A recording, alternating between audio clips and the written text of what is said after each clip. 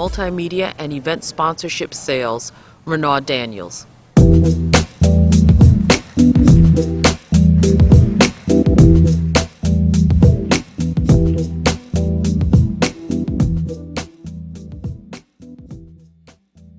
Good morning, and welcome to the final day of Black Enterprises Entrepreneur Summit.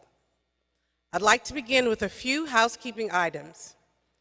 Our upcoming guest this morning, Marc Lamont Hill, will be signing copies of his book right outside of the ballroom immediately following this session. So please take a moment to pick up a copy and return to the cryptocurrency discussion. Learn how to increase your digital marketing skills with Marketing in a Digital World, How to Get Noticed and Build a Community Online, hosted by JP Morgan Chase at 11:30 a.m. in room 120 ABC on the first floor. Let MasterCard show you the key tools you need during their group coaching session, how to open your digital door and what it means for your business at 11:45 a.m. in room 126 on the first floor. Those are our housekeeping notes, and I would now like to take a moment to recognize all of the great sponsors who do so much in their partnerships with Black Enterprise to make this Entrepreneurship Summit possible.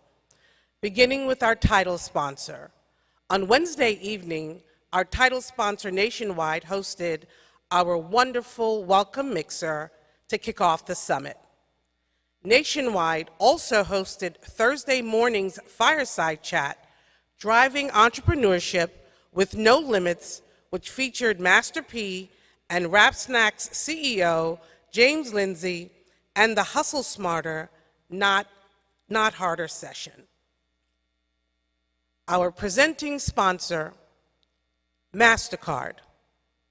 MasterCard hosted our group coaching sessions, How to Open Your Digital Doors and What It Means for Your Business, and will also host today's Behind the Brand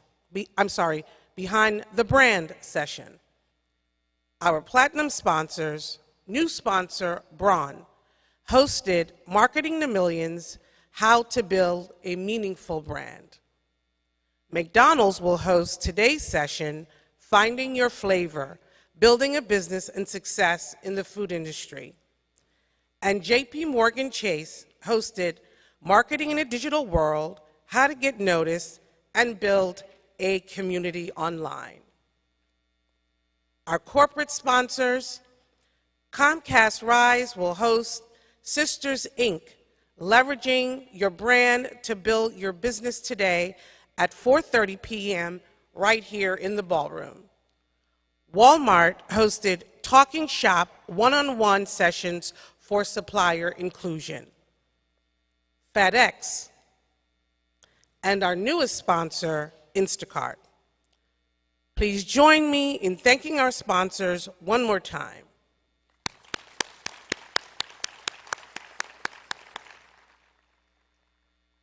And now, let's move forward with the program. Today presents another day of impactful and informative content to entice your thoughts and provide you with clearer direction on next steps in enhancing, building, or even starting anew in your business journey. It's another day with panels of experts sharing their knowledge and encouraging as well as inspiring you to climb a little higher. We begin with designing a business agenda for economic equity and social justice, a discussion on how Black entrepreneurs must adopt a new business model that drive growth and profitability, advocate for equity and social justice. Leading us in this profound discussion is noted political commentator, best-selling author, and entrepreneur, Marc Lamont Hill. He is joined by our moderator, Black Enterprise's own Executive Vice President and Chief Content Officer, Derek T. Dingle. Please welcome Marc Lamont Hill and Derek Dingle.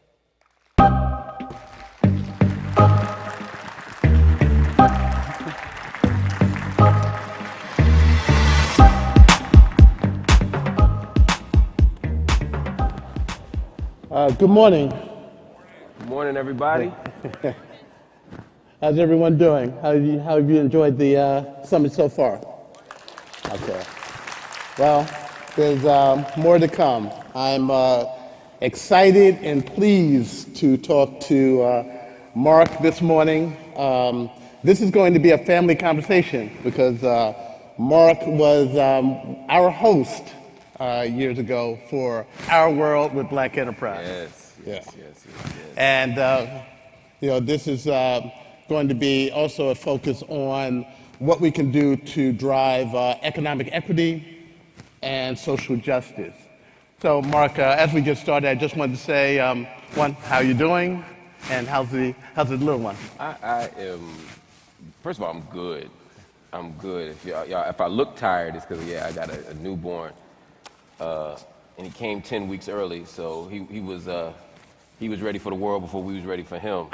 Okay. So I've been in the hospital nonstop. This is why I ain't got no shave. I ain't got my Black Enterprise clean, you know what I mean, right now. But I was happy to be here and excited, man. Life is good. Life is wonderful. And as you said, it's always good to be with family. And Black Enterprise is family.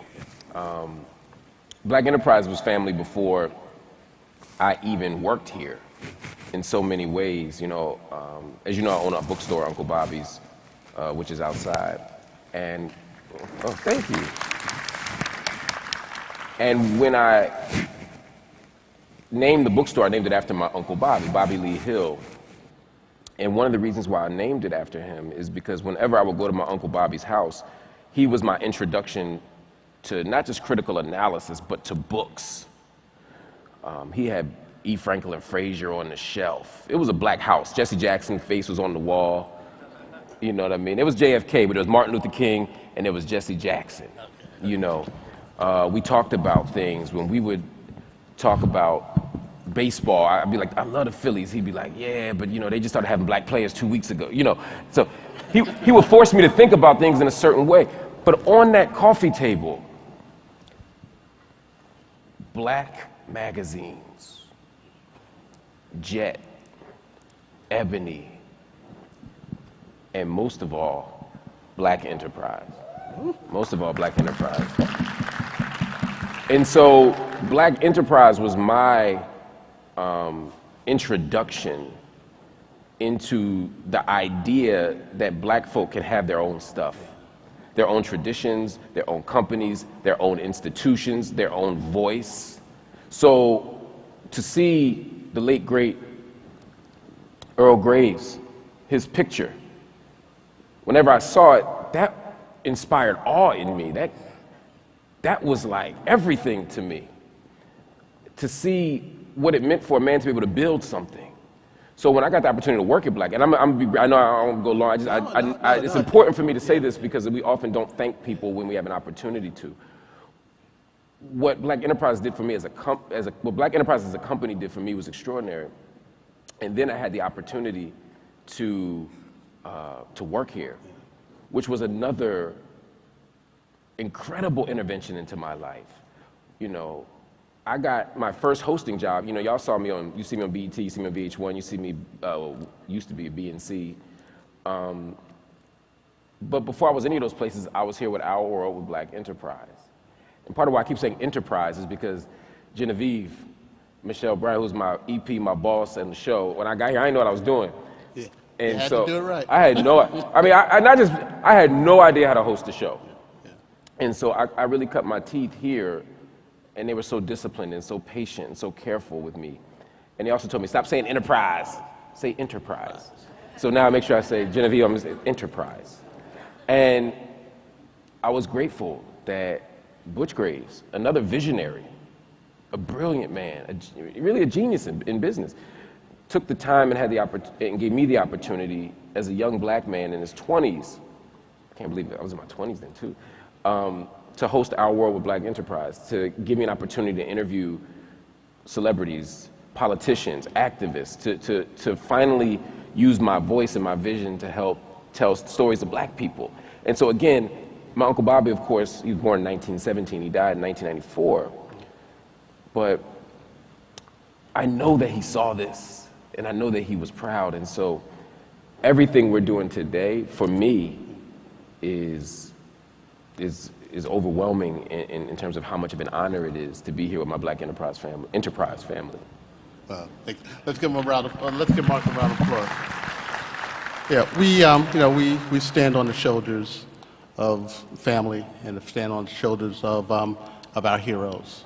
And, we've been fortunate to be catapulted on a platform to share information that will help, the African-American community as well as, the world as a whole. And having said that, I want to start off this interview, because I want to get to Uncle Bobby, but I do want to start off with your book. And Marc has a new book, Seen and Unseen, Technology, Social Media, and the Fight for Racial Justice. And he wrote it with Todd Brewster.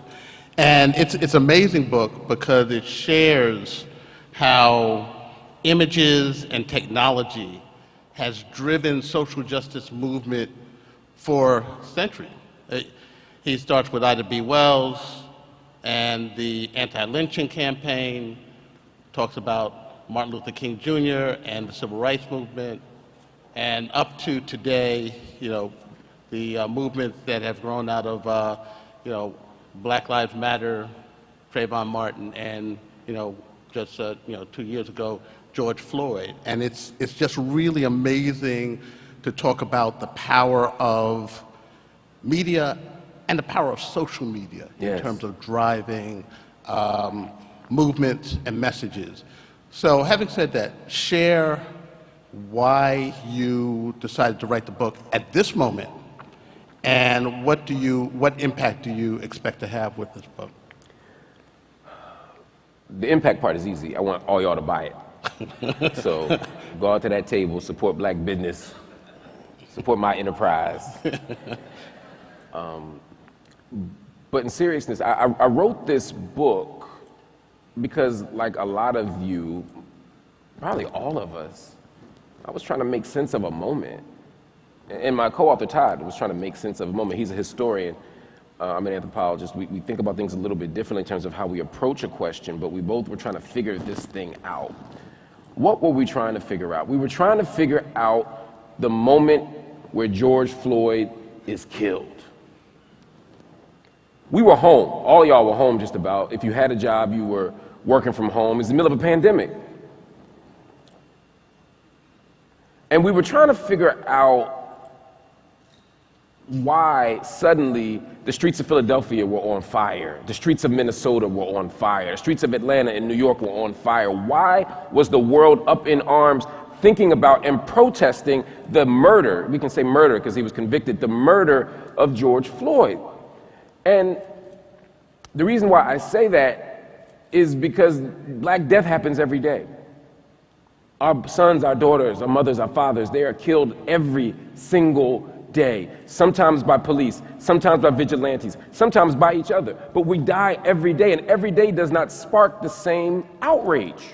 So why this moment? That's what we begin chapter 1 with, the question of why. And I think there's a lot of reasons why this moment was a why. Part of it was we were exhausted.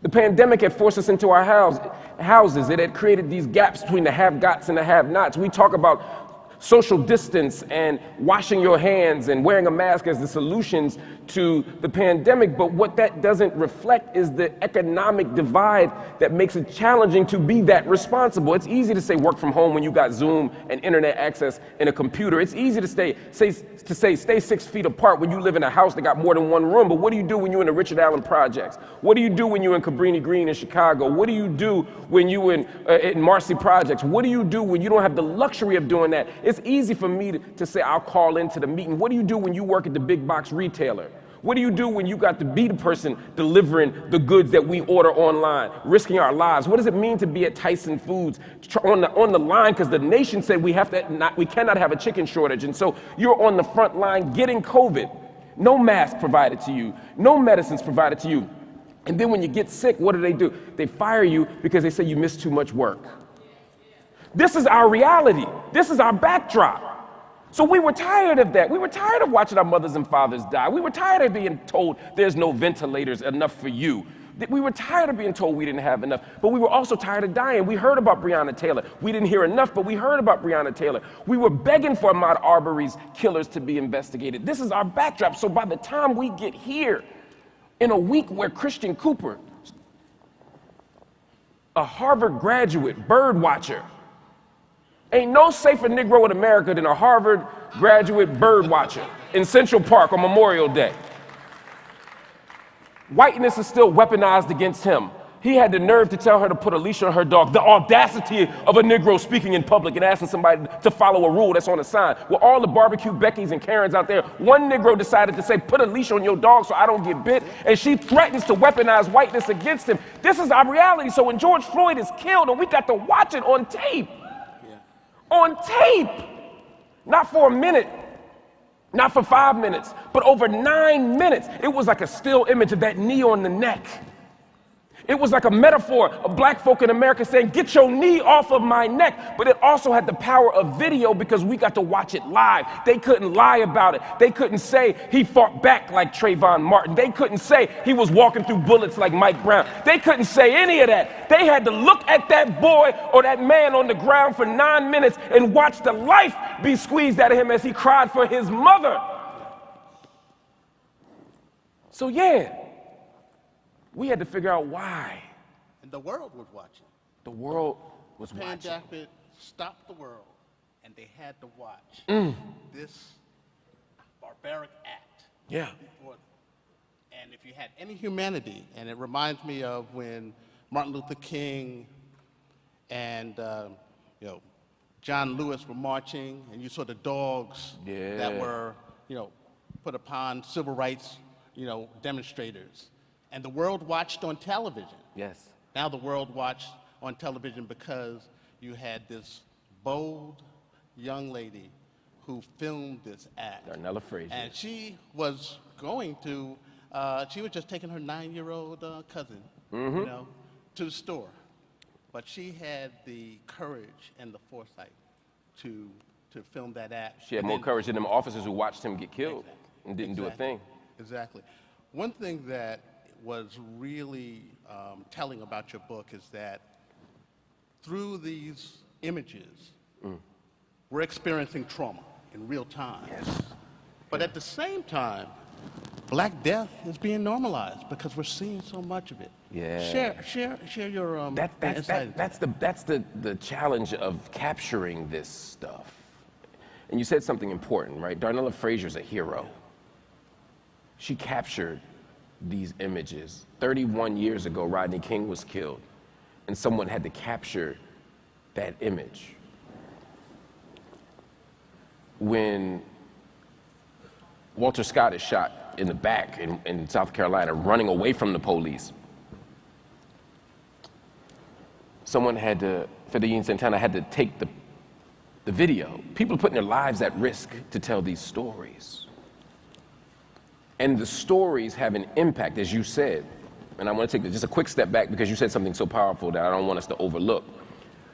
Martin Luther King wasn't just a Negro preacher, although he may be one of the great preachers of his day, of any day. Martin Luther King Jr. was one of the great political strategists of the 20th century. And he said, "You're not going to beat us in the dark anymore. We're not going to get beaten in the backwoods of Birmingham. You're going to beat us on the Pettus Bridge." He used the technology of the day. He ain't had no cell phone. We still had the rotary phone. You dial up. But the TV news camera was there. And the social media of the day was what? Evening news. And he said the world will witness what they're doing to us. So the idea of videotaping police or videotaping an injustice is not new. Black folk have always used the media that we had to advance. That's what black enterprise was and is. It's a form of social media of its day. That's how we found out what was going on. And the media evolves with the time. And the media evolves with the times. When Emmett Till is killed in Mississippi, August 28th, 1955, 8 years to the day before the March on Washington of August 28th, 1963. Important to think about, right? 42 years to the day before Barack Obama accepts the Democratic nomination for the presidency, right? August 28th, 2008, 3 years after Hurricane Katrina is put all over social media. August 28th, 2005, it reaches its height. I'm just saying, some interesting numbers there. Think about that. What's amazing about that is Jet revealed that image of Yes. Emmett Till at the funeral. Exactly. And that really started the civil rights movement. That is- because people were tired. Yeah, that's People a great saw point. it. People were struck. And they said, we have to do something. We have to move. And that's the strategy. That's the Darnella Frazier of that day, right? Mamie Till says, I could have a closed casket. They beat my boy. They dragged him. It was a lynching. Most people would say, I don't want you to see this disfigured face. I don't want you to see my son's head 3 times the normal size. But she said, I want the world to know what they did to my boy. So the social media of the day, to your point, Jet Magazine. Yep. Anybody grew up with Jet Magazine? That was so, you found out every Negro in America that had a job, who got a raise, who got married, what the best R&B song was. Some of y'all in your backsliding days, look at the beauty of the week, all of that stuff. It's all part of the equation. And so when that picture is put on the cover, it has an impact that leads to the Montgomery bus boycott, right?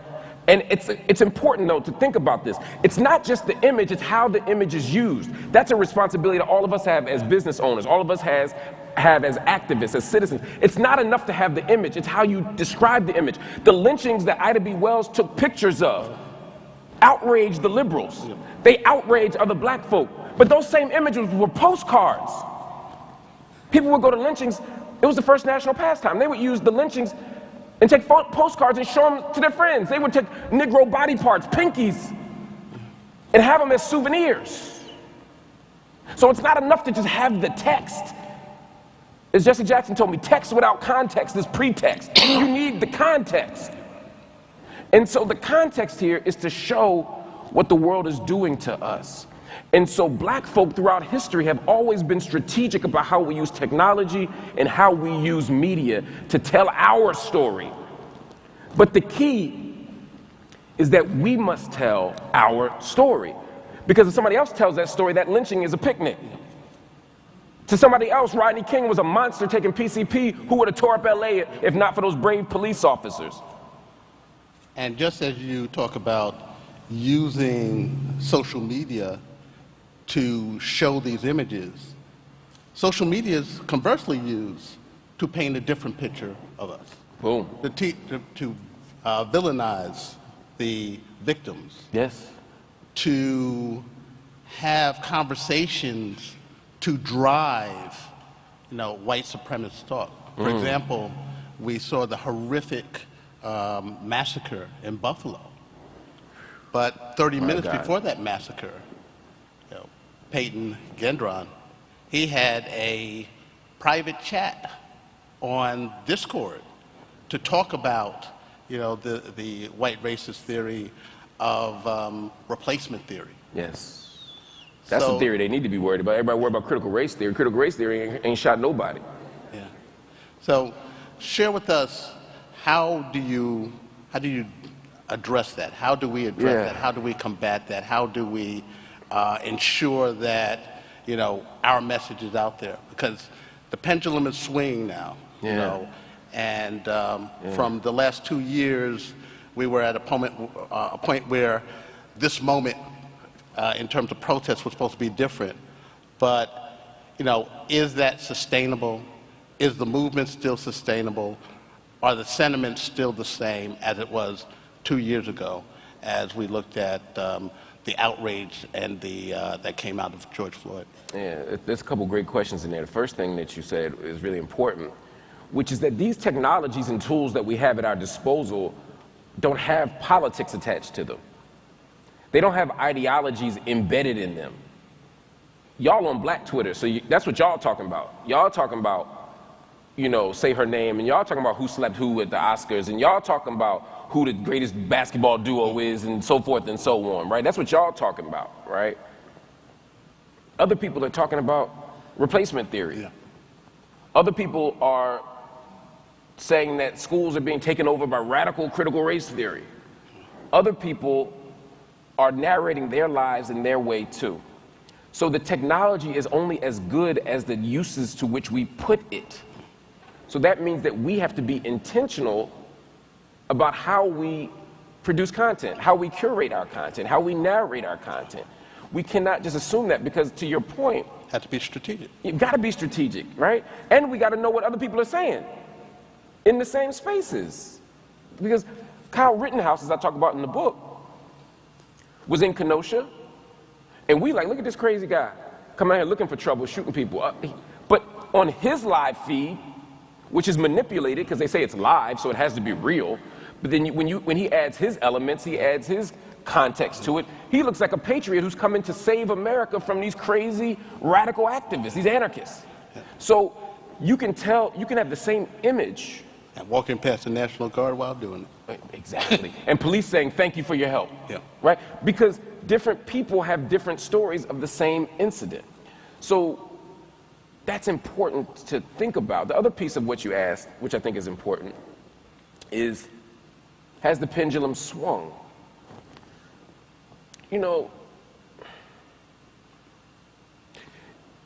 I try not to look at the success of our movements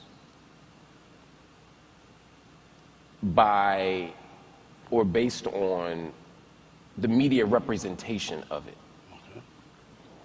There was a moment in around 2014, I think, give or take, where you would have thought, based on TV, that the biggest thing going on in the world was missing airplanes. That's all they talked about in the media for 6 months, missing airplanes. We were still fighting for justice. Mike Brown was killed August 9th, 2014, and the world is paying attention. We didn't stop organizing 6 months later. We cared about Freddie Gray. We cared about Eric Garner. But then Trump hit the scene, and all you heard about was Trump, Trump, Trump, Trump, Trump, Trump. Now, let me be very clear. We should have been worried about Trump. We should be worried about a presidential election. We should be talking about who's going to be in office. But we didn't stop organizing. But if you let the dominant narrative tell it, we were no longer worried about justice. We were no longer fighting. All we cared about was Trump. My point is, I don't think the pendulum has swung in terms of what we're doing in our lives and in our work and in our businesses and in our mentoring. But I do think the story of us, that pendulum has swung. So it's up to us, again, to narrate our own story so that even when the media stops caring Right now, we're focused on Ukraine, as we should be. Ukraine is a very important story. It is a powerful, compelling story, but it's a story of people who are being oppressed, who are being harmed, who are being uprooted, right? Who are being turned into refugees. But I want to tell that story and the story of what's happening in Chicago. I want to tell the story and the story of what's happening with black businesses. I want to tell the story about our failure to properly treat the black middle class and black working poor and black poor properly. I want to tell all those stories, but the media can't be the index of what we're doing. But if you're talking about, lastly, the final piece of this, which I think is sort of whether the broader public cares less about these issues, yeah. I think they care when they want to. I think politicians don't have feelings, they have interests. And sometimes their interests converge with ours, but sometimes they don't. And so it is up to us to advocate for ourselves, to make our interests converge with them. It's not just that we sell out so cheap. We sell out so cheap. Explain that. You know, it's like we give our votes away, we give our endorsements away, we give our money away for a photo, for a fake title. What investment do we get in these corporations? I mean investment. Not, I'm invested in you, John or Jamal. I'm talking about what economic stake do we have in this? I'm saying it's not enough for the politician to come to our town and put their arm around us. When do we get food, clothing, and shelter? Right?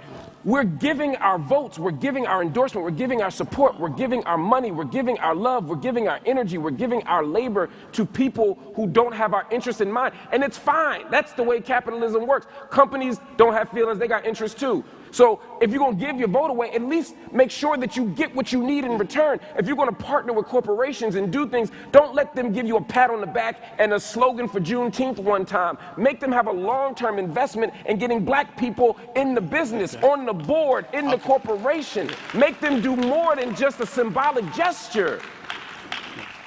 Before I go to question, I want to... I'm sorry, y'all. I'm just worked up, man. No. That's good, because this is part two.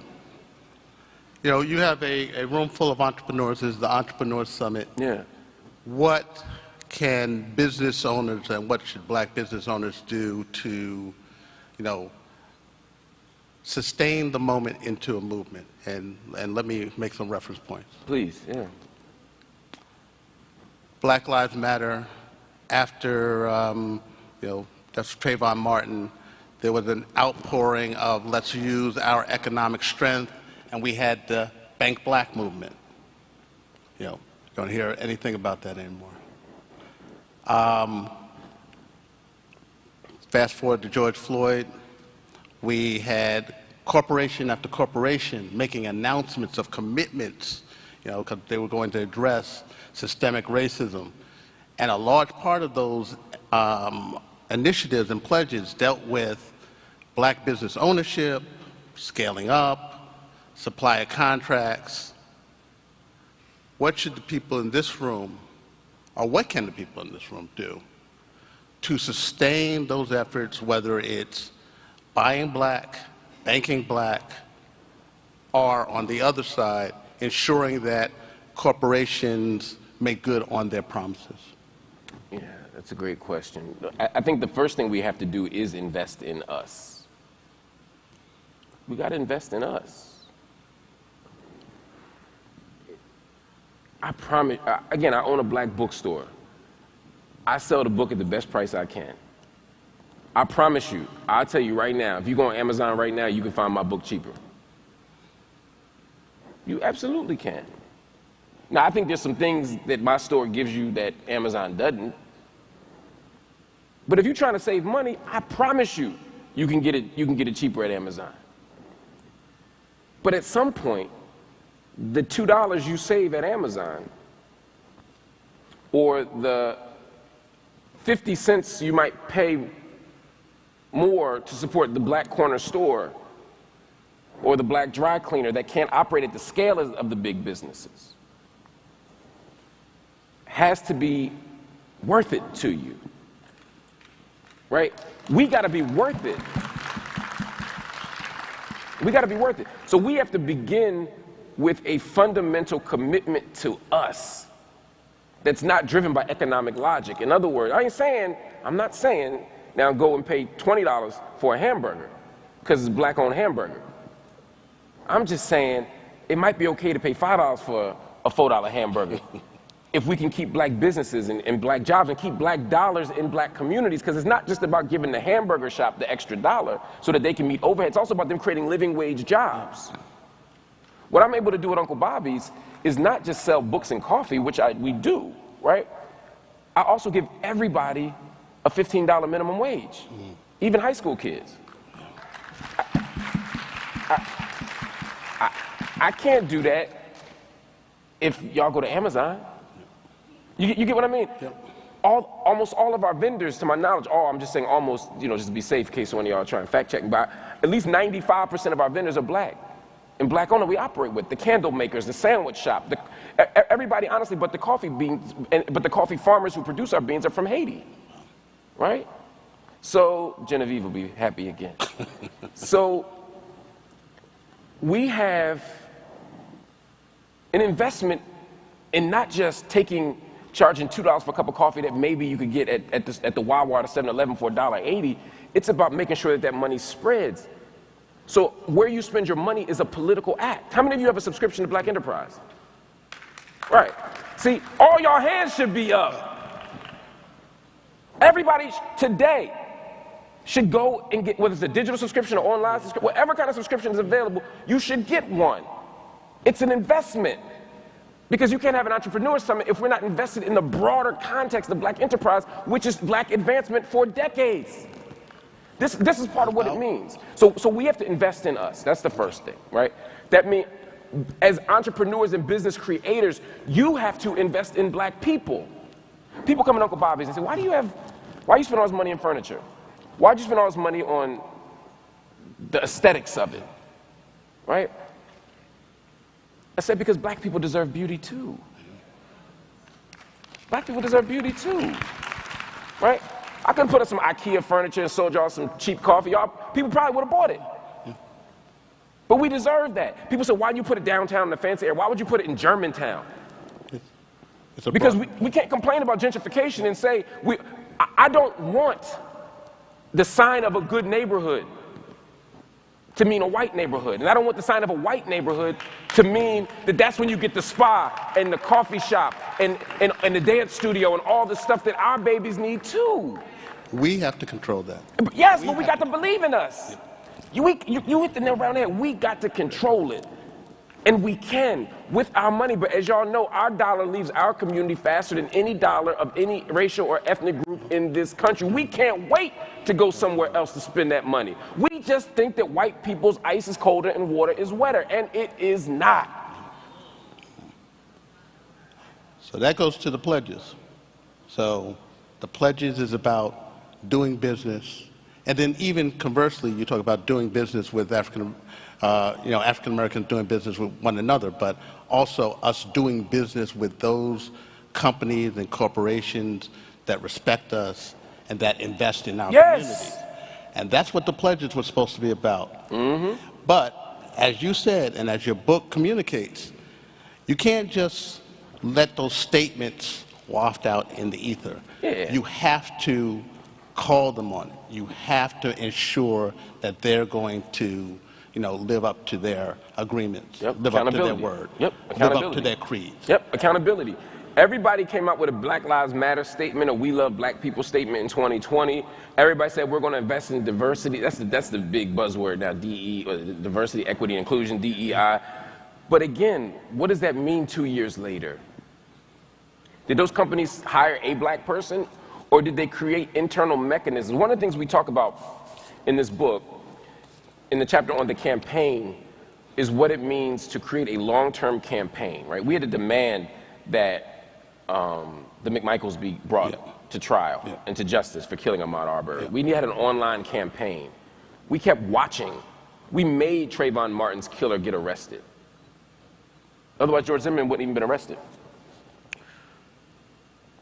We had to keep an eye on it. Once the corporation makes a statement, we got to keep our eye on them. It's not enough to say, all right, we're going to hire some black folk. No. What is the internal mechanism? When we were on the streets of Ferguson getting tear gassed, we weren't just asking for accountability in the case of Darren Wilson and Mike Brown. We were saying we want civilian review boards. We don't want the police to police the police anymore.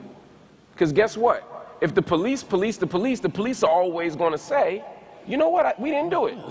Not guilty, right?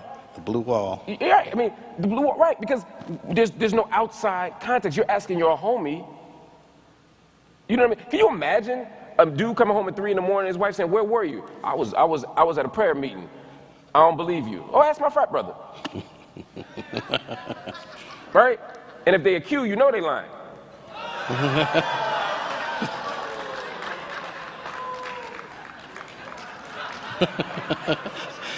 Don't start a war up in here. We're about black unity. Right. My bad. But my point is, you need an outside person, right?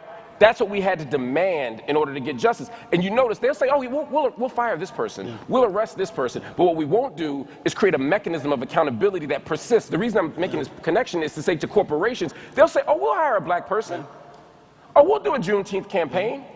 But no, we want an outside mechanisms installed in the company to ensure that there's always diversity, that there's always a voice at the board. We want to always make sure that there's somebody in place to ensure that every time there's a job search, that the resumes that are looked at are diverse and reflect black people who do qualify. We're not asking you to hire unqualified black people. We're telling you to keep yourselves honest and recognize that black folk can be qualified too for these jobs.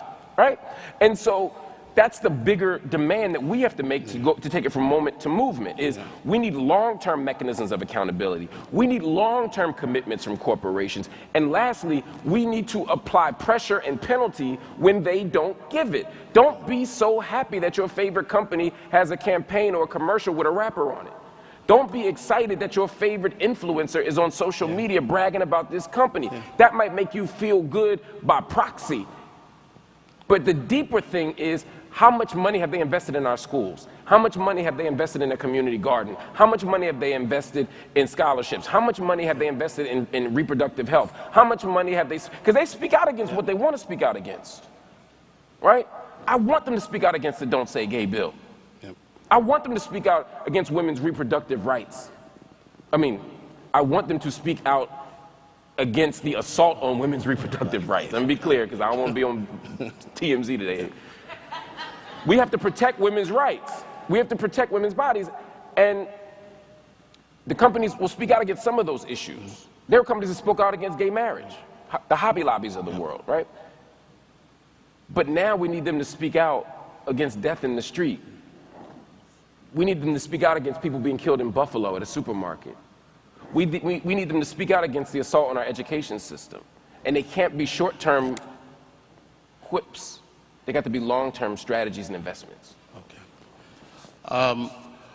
We're short on time, but I do want to take, I have time for 2 questions, 2 real quick questions. So please go to the mic, ask your question, and then we'll have Marc answer.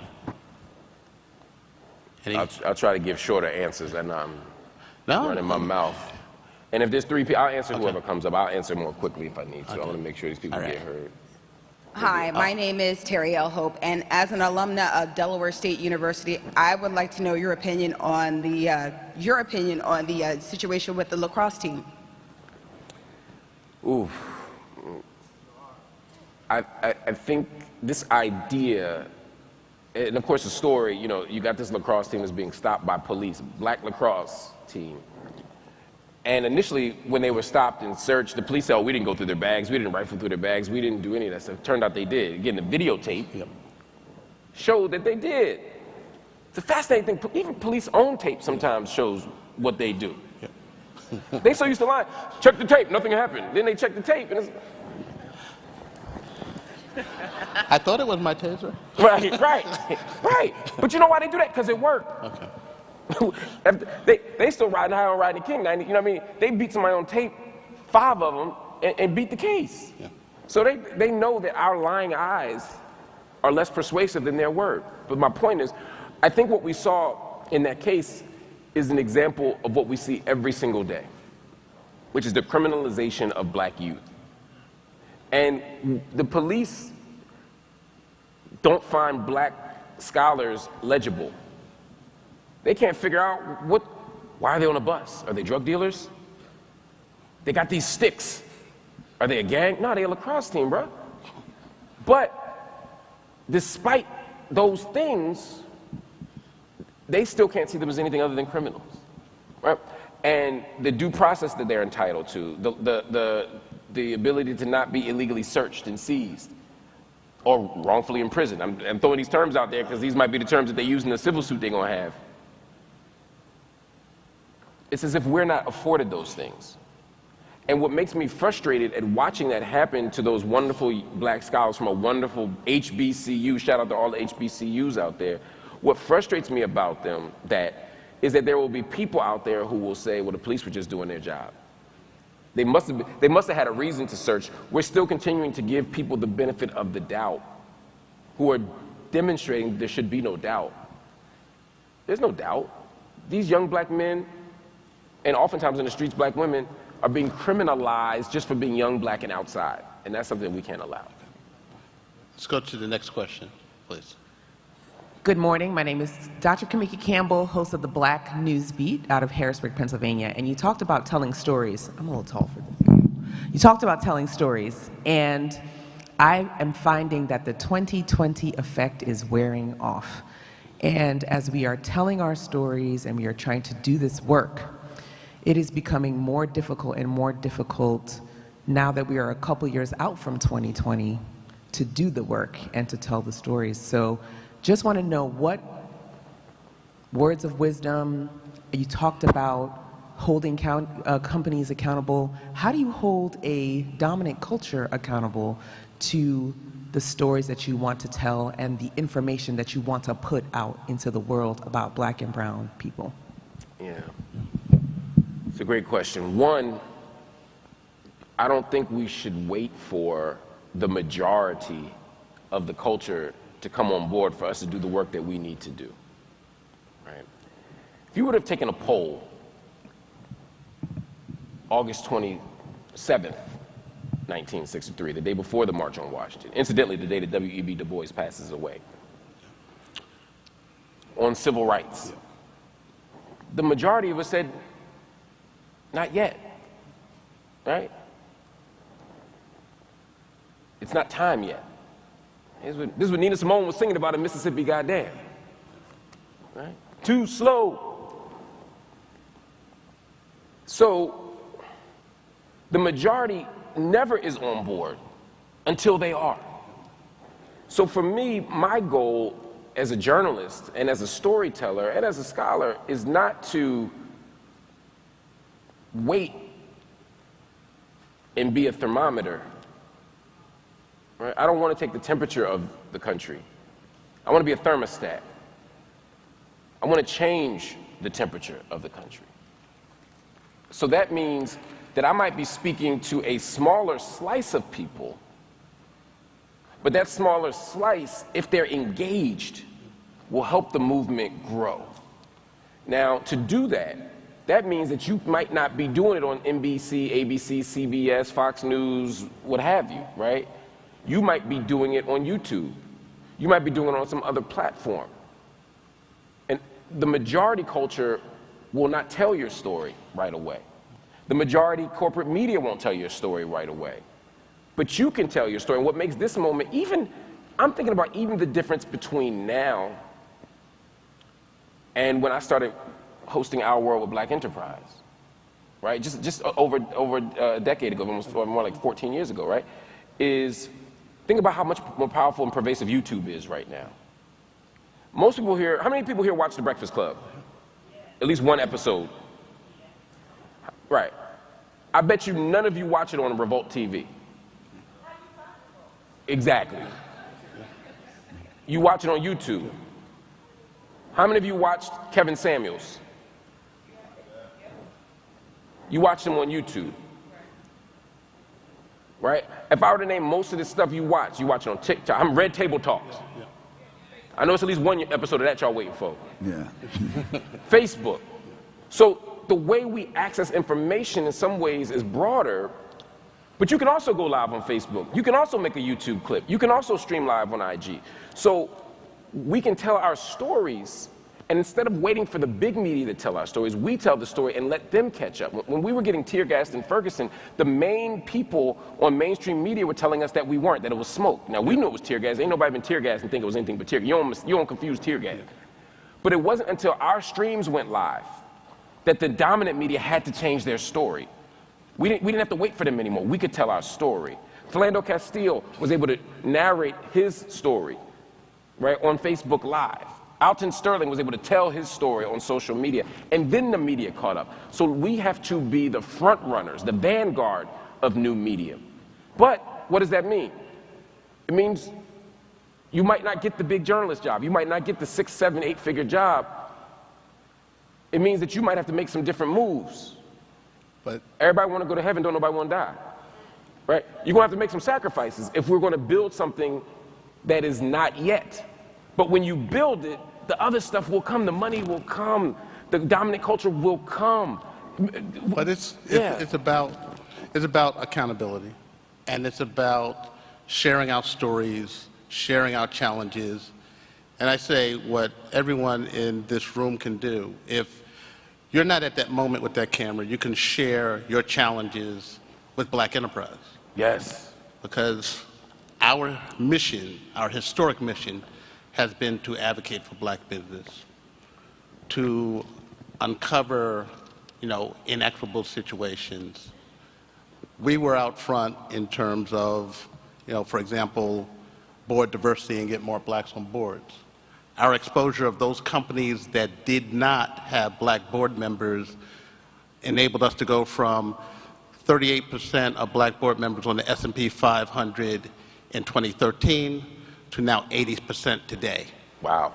And that's by presenting exposure and exposing what's happening. But the way we can do that is with your help and sharing your story. So I want to get this one last question in very quickly, and then we're going to wrap up. Thank you for taking my question. My name is Richard Cuff. I'm president of CTI Marketing and the greatnessshop.com. My question is more on the economic equity. I know we haven't talked much about that, but in 2017, a private school out of California, St. Francis, turned a $15,000 investment in Snap into $34 million by selling $10,000 worth of shares, because they were, on the private side, able to buy shares of stock when the average investor was not qualified as an accredited investor. In 2012, President Obama passed the Jobs Act, which allows groups to invest. So basically, they turned $1,000 into $3.4 million. Most of us spent $1,000 to get here. What do you guys see the benefit of, or how we can take that shift from being consumers of wealth and laborers and owners of wealth to actually being investors and philanthropists of wealth, maybe by using this Jobs Act or coming together in events like this? And how can we take this moment to the next moment and turn everybody here into that next multi-million-dollar investor through crowdfunding? That's a great question, and I feel like you got a better answer to that than I do. But so I'm gonna give a short piece, and then I want you to answer, take the final piece on this. Yeah. I think two things from my perspective as an organizer, as an activist. One is to lobby for more federal policy that enables this type of stuff. Right? I mean, you just talked about the Jobs Act, which was effective, but it's still insufficient. It wasn't sufficiently robust, particularly as we skew toward the working poor. Yes, right? Exactly. Because part of the problem is if you're part of the working poor, if the month lasts longer than your money every month, you don't have the luxury to take aside money to invest. Like my man said in the first season of Atlanta, I'm too poor to be investing, right? So part of what we need to do is to be able to create those type of protections.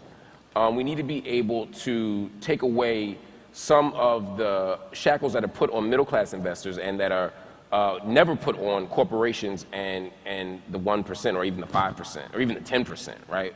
And then the second piece of it for me is what you just talked about, and I think you gave the answer to your own question, which I loved, which is we have to come together. Right. What we don't actually, many of us don't have the ability to invest singularly, but we do have the ability to develop investment groups. We do have the ability to organize together to create the type of pockets of wealth that allow us to be powerful and to swing not just policy and not just votes, but to actually shift our economic landscape. What does it mean for us to invest in businesses together, to invest in stocks together, to pool together our, like you said, 1,000. I ain't spend no 1,000 to get here, but I flew Spirit, so $12. I stood the whole flight, but it was fine. Hook a brother up with whatever that connection was that you did that. But my point is, if we can pool those thousands together and to be able to have a collective that now makes us a powerful voice. If we get 1,000 of us with $1,000, we now have $1 million, which makes us persuasive. Absolutely. This is the kind of logic we have to have. But again, that's a nationalist mentality, to believe that we as a community are stronger together through collective self-determination. Yes. That we are, as the great, and I'll end with that, the great Gwendolyn Brooks said, right, we are each other's harvest. We are each other's business. We are each other's magnitude and bond. We have to think about that not just as a cultural trope, but as an economic strategy, that we are each other's business. We got to think that way. Yeah, I think Marc hit the nail on the head. It is about, collective economics, and that's coming together through investment clubs, through collective vehicles to invest and be a force. I think it's right here you have the opportunity to network and to connect with one another so that you can develop partnerships so that we can scale our businesses up, because so many of our businesses are sole proprietorship. Self-employment's fine. However, but to have a real impact, you have to have business that has size and scale that can employ people as well as have an impact on our community. Individually, you should invest in yourself through, if you're still employed, if you're at a job and you're doing side hustle, through your 401k, or invest in these companies directly or through mutual fund. In terms of investing, and I'll share this real quick example, the one thing that the NAACP did and Operation Push did is they bought a share of a company so that when these companies have annual meetings, and they have annual meetings where the shareholders can get up and voice their concerns, head of the NAACP or Jesse Jackson are just concerned investors and shareholders, because you own a share of the company. Yep. They spoke up about policies in the company that are inequitable to African Americans. In fact, they used our information on corporate boards to say you have to have more black board members. And that was an effective strategy in terms of increasing the boards in select companies, especially in Silicon Valley. Yep. So we have the resources, we have the power, we have a multi-trillion-dollar economy just in the black community. Right. We do have the money to invest. Take the money that you're going to go to be a consumer or to buy your favorite shoes and use that as an investment and find others. And once you have gained the knowledge of investing, share that with others, share that with family, and make it a collective process, not only in terms of doing it, but in terms of sharing the information. But that was a great question, and I think the work starts here. Thank you guys so much. Okay. Appreciate it. So with that, we're going to wrap up this session. Right after this session, you can, Marc will sign your book. We're right out in the foyer. Please grab a copy of the book. It is a great book. And then if you have another question of Marc, you can ask Marc as you're purchasing the book and getting him to sign it. But before we wrap up, let's give a rousing round of applause to Marc Lamont Hill. Thank you so much, everybody. God bless you.